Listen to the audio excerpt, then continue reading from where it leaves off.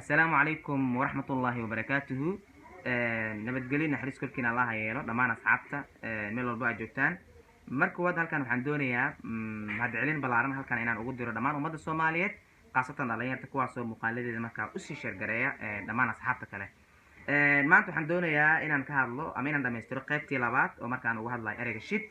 waxaan hore soo sheegnay ereyga shit inuu yahay erey marka aad u xun aadan u isticmaali karin waalidiintaada, macalinkaada, mudanahaada, ayeeyadaada marka looma isticmaali karo. laakiin haddii jeer waa erey aad ka arki kartaan yani aflaanta oo kale aad marka waa loo isticmaalaa. waa erey marka swear word ama is a bad word ama is a rude word. waa erey marka aad u xun. soo marka midka ugu horeeyaan ka hadlayna waa give a shit. yani give a shit that means waa to care, waa daryeelida. laakiin haddii jeer waxaa loo isticmaalaa qaab diidmahaan, often used in a negative form. qaab diidmahaan loo isticmaalaa. that means don't give a shit. I don't give a shit about her.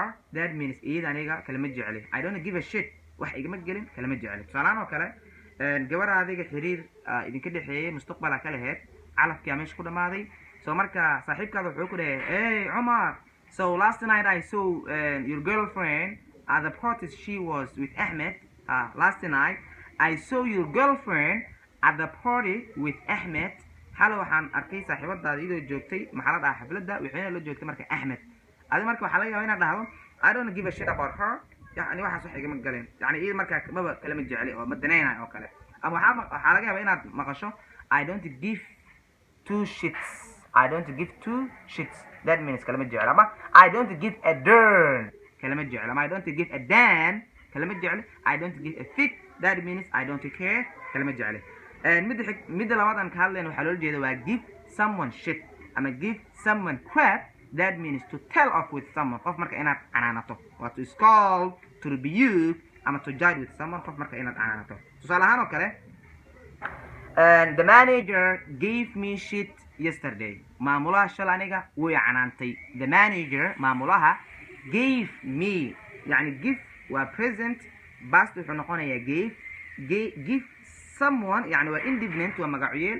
marka gave me shit way canaantay yesterday shal markaa way canaantay. mid saddexaad aan ka hadlayo waxaa loo yaqaanaa bullshit. yani bullshit has two meanings. yani laba micno uu leeyahay. mar waxaa loo isticmaalaa when you think that someone is telling a lie or markii qofku yani been uu sheegayo oo kale bullshit waa loo isticmaalaa. ama when you are disappointed about something markii shay adiga aad ka niyadjabsan tahayna waa loo isticmaalaa. noun ahaan waa loo isticmaalaa.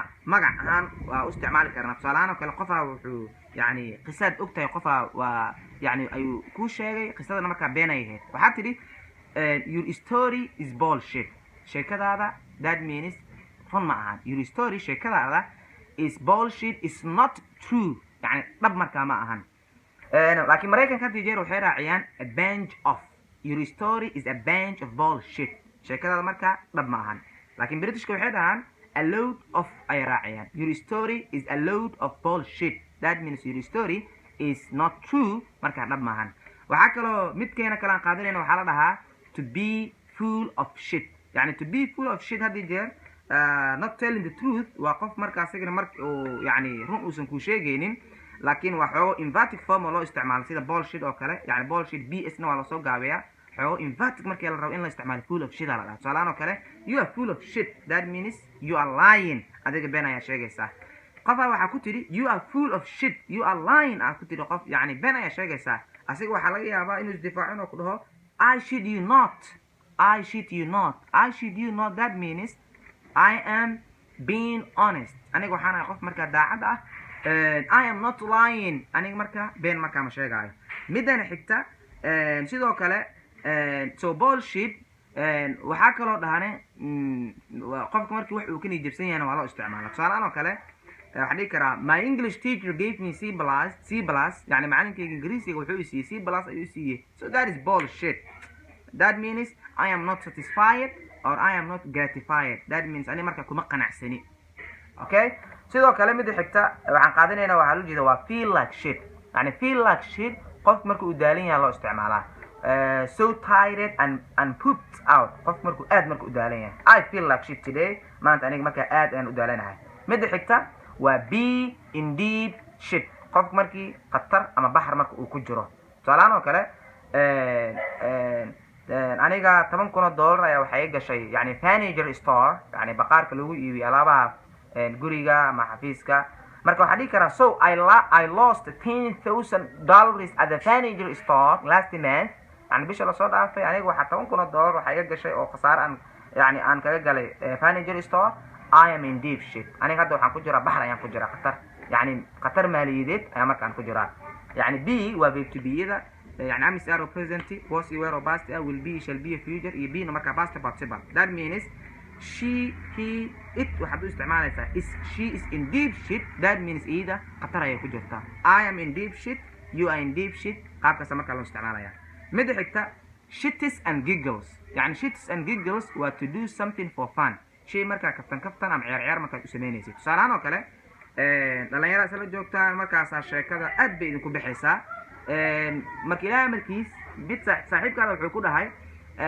there will be an explosion between my two legs qarax ayaa waxa ka dhixi doono labadeeda lug dhaxdooda qarax ayaa ka dhixi doono waxaad aad maxaa u jeeda saaxiibo wuxuu ku dhahay I'm going to fart I'm gonna fart inaan dhuuso ayaan rabaa xatir waxaas naga dhaafin waxaas waxa laga hadli kara maahan ilaa markiis geedii uu daayay kullee waa inuu isku celi waa laga yaabaa cambuuli iyo filfiliist iyo yani wadani inuu aad iskaaga daldalay qasqasa laga yaabaa waxyaabo isku jir ah markaas waxa tiri why did you do it yani anta ma xawsa meesho ma xaw dhuusto oo kale wuxuu ku dhahay marka asaga I did for shits and giggles yani anigu waxaan u sameeyay yani kaftan I did for fun yani kaftan ayaan u sameeyay yani marka giggle yani waa qosolka ama dhiqdhiqda saad u taqaanaan mid xigta waa shit disturber waa qof marka dhiblow ah waa a person and who enjoys and causing trouble, conflict, upsetting people. وقف هذا جير كورة حسنا جدك مركا إنه عريسي أما إن مركا يعني أربشات واحد مركا إنه أبورة.